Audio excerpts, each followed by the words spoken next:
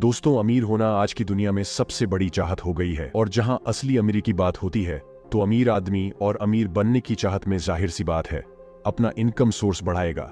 Example के तौर पर जियो के ये बढ़ते रिचार्ज प्राइस इस वीडियो में मुकेश अमीर अंबानी और उनके जियो की प्लानिंग के कुछ सीक्रेट शेयर करेंगे जो कि शायद किसी ने इसके बारे में बात की हो। तो सबसे पहले अमीर अंबानी को शुरुआत से समझिए। मुकेश अंबानी के पिता धीरू भाई अंबानी बचपन में भारत में पेट्रोल पंप पर पेट्रोल भरने का काम किया करते थे। फिर सन 1950 में जब उनकी उम्र केवल 18 साल की थी तब वो यमन चले गए। वहां पर एक बंदरगाह में अपनी छोटी सी क्लर्क की नौकरी करने लगे। और जब धीरू भाई अंबानी को पता चला कि वहां के जो रियाल के सिक्के हैं उनमें चांदी लगा हुआ है जिसकी कीमत उन सिक्कों से कई ज्यादा है, तो उसके बाद धीरू भाई अंबानी उन सिक्कों को अधिक मात्रा में खरीदने लगे और अपने पास इकट्ठा करने लगे। धीरे धीरे रियाल जो वहां का सिक्का था वो गायब होने लगा और उन्होंने उन सिक्कों से चांदी को गलाकर लाखों रुपए कमाए।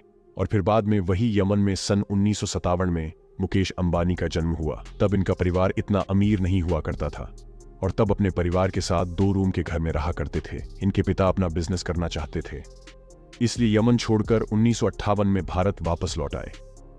भारत आकर धीरू भाई अंबानी ने कपड़े और मसाले का बिजनेस शुरू किया। शुरुआत में धीरू भाई ने कपड़े के प्रोडक्शन से शुरू किया और उस धागे की सप्लाई करने लगे जिसके कपड़े बनाने वाली कंपनी को जरूरत होती थी। इसके बाद में धीरू भाई ने खुद ही कपड़ा बनाना शुरू कर दिया और 1966 में उन्होंने अपनी पहली फैक्ट्री शुरू की और कंपनी का नाम विमल रखा। धीरू भाई की कंपनी सफल रही और विमल एक बहुत बड़ा ब्रांड बन गया। लेकिन फिर भी मुकेश अंबानी की स्कूल लाइफ एक मिडिल क्लास फैमिली में ही बीती थी। उनके पिता का बिजनेस तो अच्छा चल रहा था लेकिन तब वो इतने बड़े बिजनेसमैन नहीं बन पाए थे। मुकेश अंबानी ने अपने भाइयों और आनंद जैन के साथ मुंबई के पेडर रोड स्थित हिल ग्रेन्स हाई स्कूल में पढ़ाई की जो बाद में उनके करीबी सहयोगी बन गए। अपने स्कूली शिक्षा के बाद उन्होंने मुंबई के सेंट जेवियर्स स्कूल कॉलेज में पढ़ाई की। इसके बाद उन्होंने इंस्टीट्यूट ऑफ केमिकल टेक्नोलॉजी में केमिकल इंजीनियरिंग में BE की डिग्री हासिल की और फिर मुकेश अंबानी ग्रेजुएशन पूरा करने के बाद आगे की पढ़ाई करने के लिए अमेरिका चले गए। उन्होंने स्टैनफोर्ड यूनिवर्सिटी में एडमिशन तो ले लिया लेकिन बीच में अपने पढ़ाई छोड़ भारत वापस आ गए क्योंकि उस वक्त तक पिता का बिजनेस चल पड़ा था। इसी कारण उन्हें भारत लौटना पड़ा ताकि वो अपने पिता की मदद कर सके। असल में हुआ कुछ यूं था कि जब मुकेश अंबानी अमेरिका से MBA कर रहे थे उसी दौरान धीरू भाई अंबानी को पॉलिस्टर फिलामेंट को बनाने का सरकारी लाइसेंस मिल गया। इस लाइसेंस के मिलने के बाद धीरू भाई अंबानी ने पॉलिस्टर फिलामेंट धागे को बनाने के लिए पातालगंगा रायगढ़ महाराष्ट्र में मैन्युफैक्चरिंग प्लांट लगाया और फिर उन्होंने मुकेश अंबानी को अमेरिका से वापस बुला लिया। मुकेश अंबानी MBA की डिग्री अधूरी छोड़कर महाराष्ट्र वापस आ गए और इस तरह मुकेश अंबानी ने 24 साल की उम्र में रिलायंस इंडस्ट्रीज में अपना करियर शुरू किया। इंडस्ट्री में आने के बाद मुकेश अंबानी राशिद भाई के अंदर काम करने लगे। कुछ दिन काम करने के बाद धीरू भाई अंबानी ने अपनी मर्जी से मुकेश अंबानी को काम करने की पूरी आजादी दी थी। कोई भी फैसला लेना हो मुकेश अंबानी अपने पिताजी से सलाह जरूर लेते थे।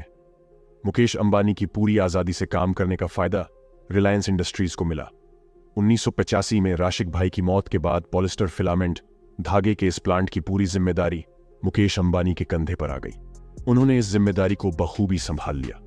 1986 में अंबानी परिवार को एक बड़ा झटका तब लगा जब धीरू भाई अंबानी को ब्रेन स्ट्रोक से गुजरना पड़ा और सारी जिम्मेदारी मुकेश और उनके भाई अनिल के कंधों पर आ गई। लेकिन दोनों भाइयों ने इस जिम्मेदारी को काफी अच्छे से निभाया। ब्रेन टॉक के बाद धीरू भाई अंबानी बच तो गए लेकिन उनके दाएं हाथ ने काम करना बंद कर दिया और उसके बाद मुकेश अंबानी अपने पिता के दाएं हाथ बन गए। मुकेश अंबानी ने न केवल अपने पिताजी के बिजनेस को संभाला बल्कि रिलायंस इंडस्ट्री में बहुत सारे नए बिजनेस प्लान लेकर आए जिसकी वजह से रिलायंस इंडस्ट्रीज आगे की ओर बढ़ती गई। 1991 में मुकेश अंबानी ने पेट्रोकेमिकल प्लांट स्थापित किया। 1995 में कंपनी ने रिलायंस टेलीकॉम की शुरुआत की। 1998 में अंबानी ने लोगों की जरूरतों को समझते हुए LPG के फील्ड में कदम रखा और रिलायंस गैस के नाम पर रसोई गैस बनाने की कंपनी बना दी। ऐसे ही काम करते करते सफलता मिलते मिलते रिलायंस इंडस्ट्रीज की संपत्ति भी लगातार बढ़ती गई। लेकिन फिर साल आता है 2002 जिसमें धीरू भाई अंबानी की ब्रेन स्ट्रोक की वजह से मौत हो गई। पिता की मौत के बाद दोनों भाइयों में संपत्ति को लेकर भारी विवाद हो गया। इन दोनों के विवाद से कंपनी को बहुत ज्यादा नुकसान झेलना पड़ा। इसी कारण इन दोनों भाइयों के झगड़े को खत्म करने के लिए उनकी मां ने रिलायंस इंडस्ट्रीज का 2 हिस्सों में बंटवारा कर दिया। मुकेश अंबानी के हिस्से में रिलायंस इंडस्ट्रीज और रिलायंस पेट्रोकेमिकल आ गया। बंटवारे के बाद मुकेश अंबानी ने नई शुरुआत की और अपने बिजनेस को आगे बढ़ाना शुरू कर दिया। मुकेश अंबानी की कमाई का main source Jamnagar petroleum refinery बनी। 2006 में रिलायंस इंडस्ट्री में रिलायंस रिटेल मार्केट में भी कदम रख दिया। रिलायंस रिटेल ब्रांड नाम के अंदर पूरे देश में शॉपिंग सेंटर शुरू किया, जिसमें रिलायंस फ्रेश स्टोर काफी मशहूर हुआ। आज इसके करीब 1500 से ज्यादा स्टोर पूरे भारत में है और इसका main source Reliance fresh alliance trend.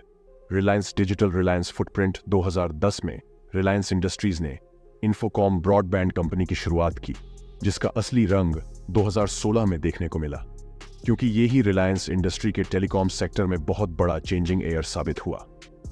2016 में रिलायंस इंडस्ट्रीज ने अपना टेलीकॉम सर्विस रिलायंस जियो शुरू किया, जो इन्फोकॉम ब्रॉडबैंड का एक बड़ा रूप था। इसके बाद तो जियो ने भारत की टेलीकॉम इंडस्ट्री को तहस नहस ही कर डाला और रिलायंस ने उसी साल LYF ब्रांड नाम से अपना स्मार्टफोन 4G लॉन्च कर दिया। 2016 में LYF में सबसे ज्यादा बिकने वाला मोबाइल भी साबित हुआ। रिलायंस जियो टेलीकॉम सेक्टर में आते ही उसने बाजार को पूरी तरह से बदल दिया और देखते देखते बाकी सभी टेलीकॉम कंपनियों के मुकाबले सबसे ज्यादा कस्टमर रिलायंस जियो के बन गए और 3 साल में जियो टेलीकॉम की नंबर 1 कंपनी बन गई और जियो ने 35 करोड़ से ज्यादा कस्टमर बना लिए। 2019 में जियो लगभग 11,679 करोड़ रुपए का इनकम जनरेट किया। इसके बाद रिलायंस इंडस्ट्रीज ने 2020 में जियो मार्ट भारत के 200 शहरों में लॉन्च किया। रिलायंस इंडस्ट्रीज मीडिया, फिल्म और म्यूजिक इंडस्ट्री में भी एक्टिव है। इतना सब कुछ करने के पीछे अगर किसी इंसान का दिमाग था तो वह सिर्फ मुकेश अंबानी ही थे और आज अपने इन्हीं सारे एक्सपेरिमेंट्स और नए तरीके से बिजनेस के कारण ही इतने पैसे कमा पाते हैं और अपने साथ साथ रिलायंस इंडस्ट्रीज ने 2,36,000 लोगों को जॉब भी दे दी है। आज शायद ही ऐसा कोई फील्ड है जिसमें रिलायंस इंडस्ट्रीज नहीं है। टेलीकॉम सेक्टर में जियो अगले 2 साल से ज्यादा तक नंबर 1 पर ही रहेगा, क्योंकि जियो के आने से पहले टेलीकॉम कंपनियां 7 से 8 गांव को मिलाकर एक मोबाइल टावर प्रोवाइड करके मोबाइल तक नेटवर्क पहुंचाते थे। इससे मोबाइल फोन ठीक से नेटवर्क भी नहीं मिल पाता था और आज भी इन कंपनियों की हालत वैसे ही है। लेकिन जियो के मोबाइल नेटवर्क की बात करी जाए तो जियो 3 से 4 गांव को मिलाकर नेटवर्क प्रोवाइड कराता है, जिससे फोन को बेटर नेटवर्क मिलता है। अब जाहिर सी बात है, जिसका नेटवर्क अच्छा आता हो वही सिम लोग चलाएंगे। और रही बात BSNL जियो से कंपीट करने की, ये कुछ सही नहीं लग रहा। BSNL का नेटवर्क कुछ ही जगहों पर मौजूद है और वो भी ठीक से नहीं चलता। ऐसे में गवर्नमेंट BSNL में कुछ बदलाव लाएंगे तो कुछ हद तक संभावनाएं हो सकती हैं। इंटरेस्टिंग इंफॉर्मेशन के लिए वीडियो को लाइक करके चैनल को जरूर से सब्सक्राइब कर लीजिए, ताकि आने वाली इंटरेस्टिंग वीडियो आप तक आती रहे। मिलते हैं अगली वीडियो में।